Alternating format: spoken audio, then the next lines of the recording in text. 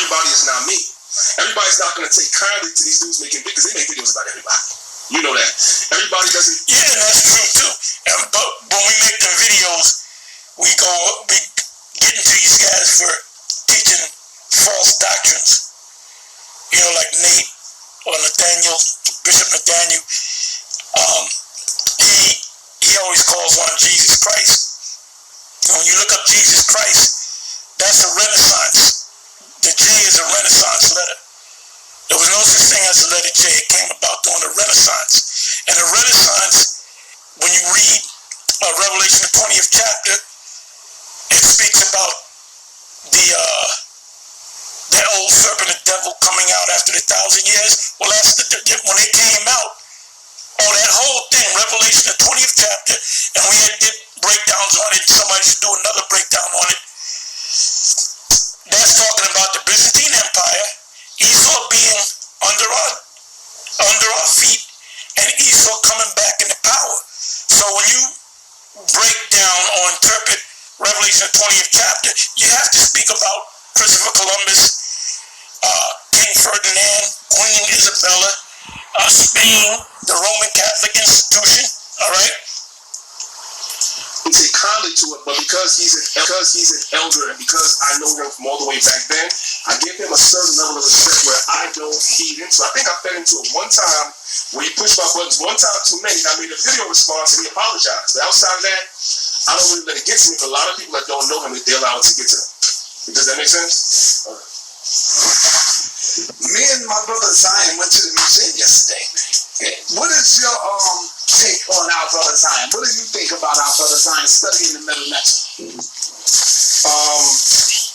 And this is where a lot of... You think this is body armor? Oh boy. Forget that. Be prepared for anything with her. Come to cut. That's why since you're mad at me, I think it's great. And I'm going to tell you why. And just allow me a few minutes to explain. Now he's speaking on Zion, Lex. Zion is extremely improved, right? But I want to get to, bear me for a minute. Egyptians have always been, see myself, Captain Tazariak, Divine Prospect, so forth and so on. We kind of go against, we buck against the grain of the community, and we sit with you brothers, because at the end of the day, you are our brothers. I believe that wholeheartedly. Trial, the critique was, well, you guys don't speak to Maranatha. He did exactly. Why is it Hebrew reading Maranatha? Because I don't see the problem. But the problem is, I'm going to tell you what the problem is, in my opinion. If you telling him something about the Maranatha about tweets, I own all the Egyptian dictionaries, all of them. And by the way, you can watch the whole video in its entirety, which is almost 17 minutes long. I'm just trying to get to the part with Khalid Muhammad. So Bill, I got M. Fudishi's book. Might start changing the way you think about history when it comes to being a people. I don't know about that. I don't know about that. It's like when you learn how to drive, it just comes. So don't say you don't know about that. I mean, look, all I want is saying the same thing. I understand. Anything else, because I am a researcher. Now watch this, right? Let's talk about one of your mentors, the wonderful, great brother called Dr. Khalid Muhammad, right? Let's boom. We got to talk about him. We knew, well, he's going to tell you. Khalid Muhammad, we knew him personally. He was in the school. I got a video cassette somewhere in the house. I hope I didn't throw it out.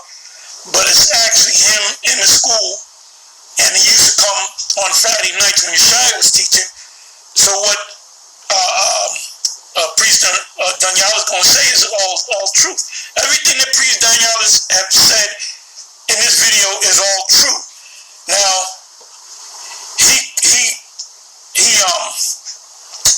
Khalid Muhammad, he really got close to really three people: High Priest Ariah, High Priest Yeshaya, and myself. And he would come around and he would say, is High Priest Ariah around, High Priest Yeshaya, or High Priest Tahar, or any of them around? I want to talk to them. See, he didn't know all the brothers, but he kind of knew us. And I remember one time he came out and said he's going to do a debate with a so-called Jew. Can I give him any books, and that's when we were heavy into the icons. So I gave him the icon books. I said, get this book, the icon book, the Russian icons. And we even told him where he can get it, what store he can purchase it from. And we would also give him scriptures, the color of the Messiah, basic scriptures that he kind of knew, but we would give him a lot of scriptures. And he would take out a little notebook, and he would write it down, and he would say, shalom, just come around. He would come around uninvited. He would just come around. We'd be downstairs talking, and he would just come around. So it's true that what Danyahla is about to say. And he did used to come to the classes to learn. Talk about the great Dr. Khalid Muhammad, who is one of my absolute favorite people in the conscious community ever. Period. Okay? I've been around this community next year 30 years. So you do realize... Yeah, because one thing about Khalid Muhammad, he got along with everybody. He was like your favorite uncle or your favorite cousin at a family reunion or cookout. You see him, you light up. He was just a down-to-earth dude, And then he did a video interview with New York One at that time, and he did say, and it's on YouTube, you just got to find it. He did say, yes, we are the Hebrew Israelites. So, if you're saying that, he never said that. Look, we knew the man. That when Khalid was around, you know that he had a history with One West School. You understand that, right? You understand I was there when that was going on, right? Okay. So Khalid used to come in. You interviewed Hafiz Shashaya. Why don't you ask Shashaya? It was Yeshaya's classes that Khalid used to come to on Friday nights. And I remember because I used to be sitting in Yeshaya's classes also. Why am I saying that to you? Because when Khalid used to have those debates with those, people like with the small hats, I ain't gonna call their name, I don't want to get no strike on your channel. Before he would have his debates with those people, he would come and sit with his brothers who are more versed in that area and learn from them and use the information against all of our open enemies. Yeah, he would come to the class, but sometimes he would just come out of nowhere. He knows we're hanging in the front of the school, and he would just pull me to the side or Yeshaya to the side, and High Priest Ariah, and we would just give him that information. And then he would go down and have the debate, then he would come back and have like a news clipping saying, yeah, this is the debate, I roasted that devil or whatever.